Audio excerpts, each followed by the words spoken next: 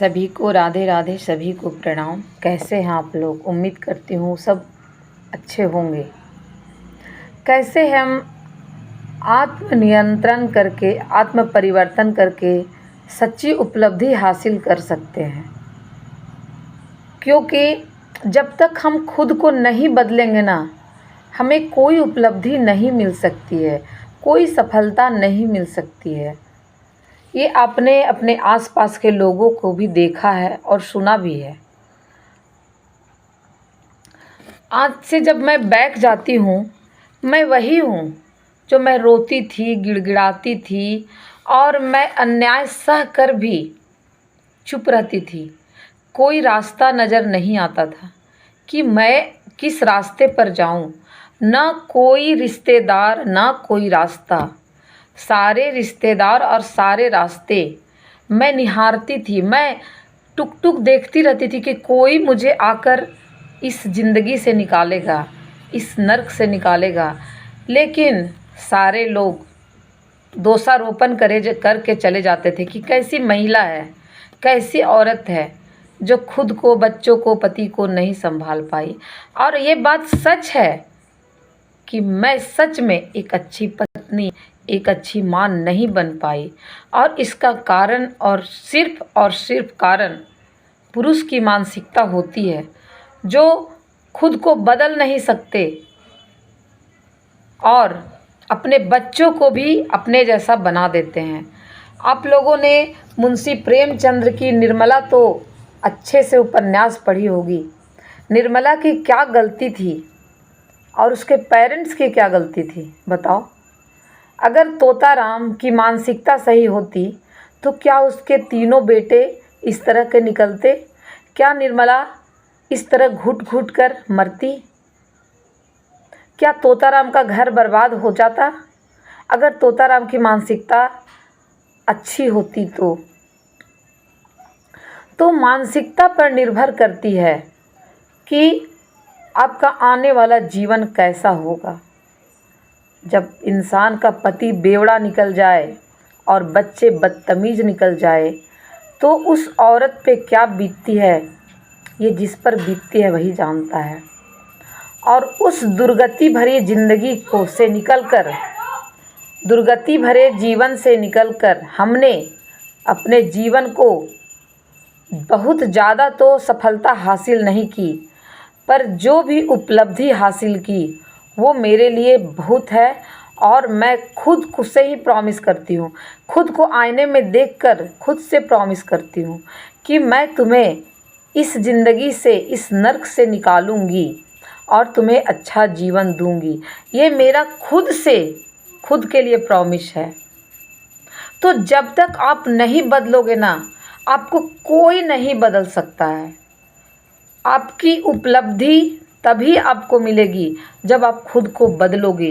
और मैं उस परिस्थिति में निकलने के लिए रोती थी। मैं भगवान का फ़ोटो पकड़ पकड़ के एक एक घंटा रोती थी।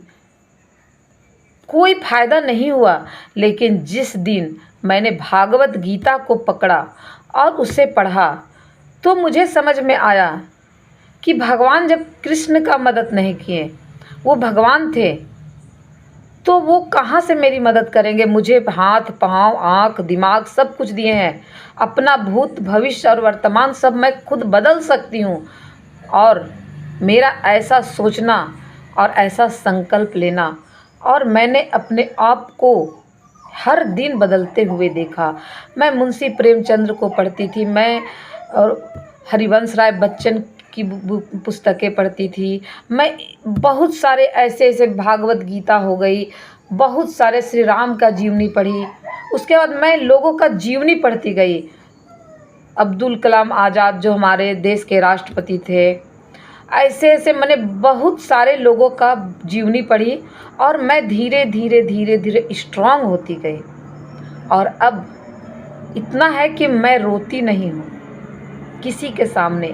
मेरी आँखों में आंसू अब नहीं आता है और ना अब मुझे किसी से उम्मीद है। बस उम्मीद है तो खुद से, खुद के लिए खुद को मुझे बदलना है, चाहे कुछ भी हो जाए। मैं अपने आप को ऐसे जीवन में नहीं डाल सकती जहाँ बदतमीजियाँ दिन रात होती रहे और मैं असहाय अबला नारी की तरह खुद को दुखी करती रहूं, तो खुद को बदलने के लिए आपको उपलब्धि चाहिए तो आपको बदलना पड़ेगा। ये आप मान लो कि जब तक आप नहीं बदलोगे, चाहे आप कहीं भी हो, चाहे आपकी कोई भी एजुकेशन हो, आपको जो चाहिए आप उस अनुसार जीना शुरू कर दो। परफ्यूम लगाने के पहले हम कैसे होते हैं और परफ्यूम लगाने के बाद हम कैसे होते हैं। एक आयरन किया हुआ कपड़ा पहनने के बाद हम कैसे हो जाते हैं और एक गंदा कपड़ा पहनने के बाद हम कैसे होते हैं। आपके पास दोनों क्वेश्चन का आंसर है। तो मैं ये सारी कुछ समझ चुकी और अब मैं किसी के पास दया भावना नहीं रखती हूँ। किसी से मुझे कुछ भी नहीं चाहिए, बस चाहिए तो खुद से चाहिए। मैं सब कुछ कर सकती हूँ, मैं खुद को बेहतर से बेहतरीन बना सकती हूँ। मैं तब तक रोती रही जब मुझे दूसरों से उम्मीद थी।